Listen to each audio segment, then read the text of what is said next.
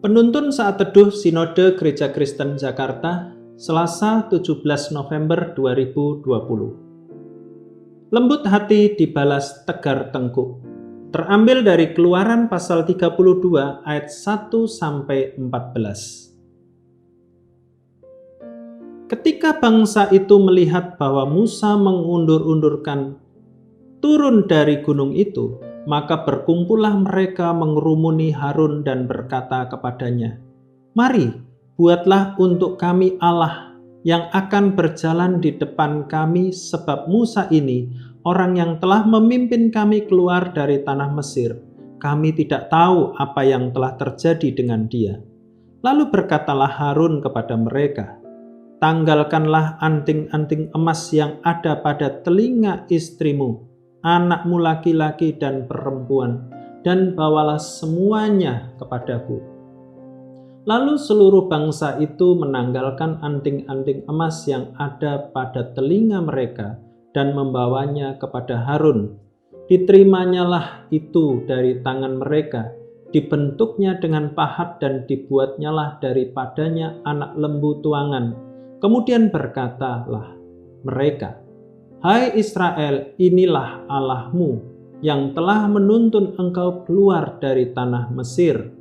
Ketika Harun melihat itu, didirikannya mezbah di depan anak lembu itu. Berserulah Harun, katanya, "Besok hari raya bagi Tuhan." Dan keesokan harinya, pagi-pagi, maka mereka mempersembahkan korban bakaran dan korban keselamatan. Sesudah itu duduklah bangsa itu untuk makan dan minum, kemudian bangunlah mereka dan bersukaria. Berfirmanlah Tuhan kepada Musa, "Pergilah, turunlah, sebab bangsamu yang kau pimpin keluar dari tanah Mesir telah rusak lakunya. Segera juga mereka menyimpang dari jalan yang kuperintahkan kepada mereka. Mereka telah membuat anak lembu tuangan, dan kepadanya mereka sujud menyembah dan mempersembahkan korban sambil berkata, 'Hai Israel, inilah Allahmu yang telah menuntun engkau keluar dari tanah Mesir.' Lagi firman Tuhan kepada Musa, 'Telah kulihat bangsa ini, dan sesungguhnya mereka adalah suatu bangsa yang tegar tengkuk. Oleh sebab itu, biarkanlah aku, supaya murkaku bangkit terhadap mereka, dan aku akan membinasakan mereka, tetapi engkau akan kubuat menjadi bangsa yang besar.' Lalu Musa mencoba melunakkan hati Tuhan Allahnya dengan berkata, 'Mengapakah Tuhan murkamu bangkit terhadap umatmu, yang telah kau bawa keluar dari tanah Mesir dengan kekuatan yang besar dan dengan tangan yang kuat? Mengapakah orang Mesir akan berkata, Dia membawa mereka keluar dengan maksud menimpakan malapetaka kepada mereka dan membunuh mereka di gunung dan membinasakannya dari muka bumi? Berbaliklah dari murkamu yang bernyala-nyala itu dan menyesallah karena malapetaka yang hendak kau datangkan kepada umatmu.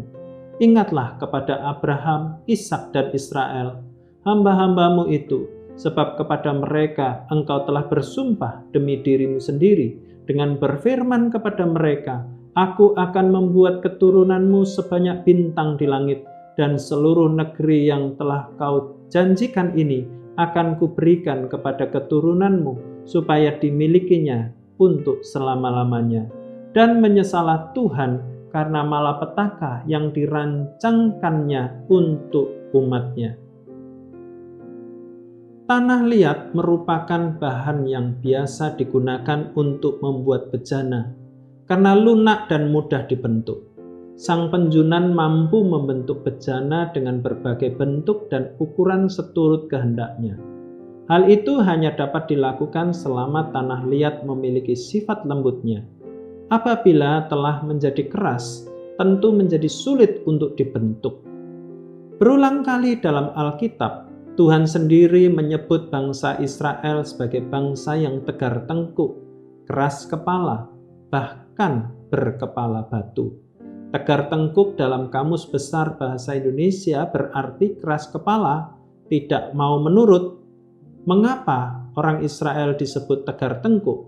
karena berulang kali Tuhan berfirman melalui banyak nabi, banyak mujizat, melewati berbagai ujian dan berbagai cara lainnya.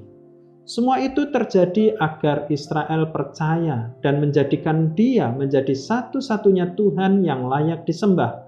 Namun berulang kali Israel jatuh dalam ketidakpercayaan dan penyembahan berhala.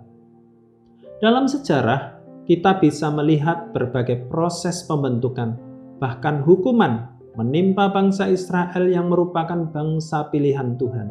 Kita belajar dari sejarah bahwa bangsa Israel keluar dari tanah Mesir menuju tanah Kanaan.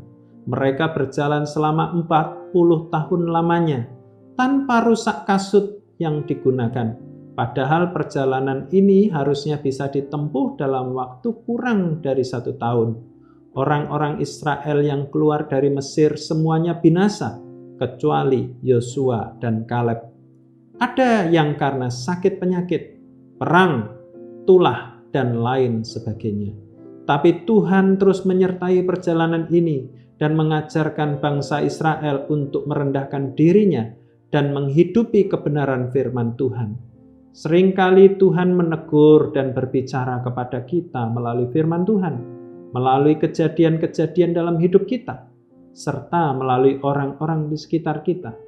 Apakah kita sudah melembutkan hati kita dan taat pada firman Tuhan?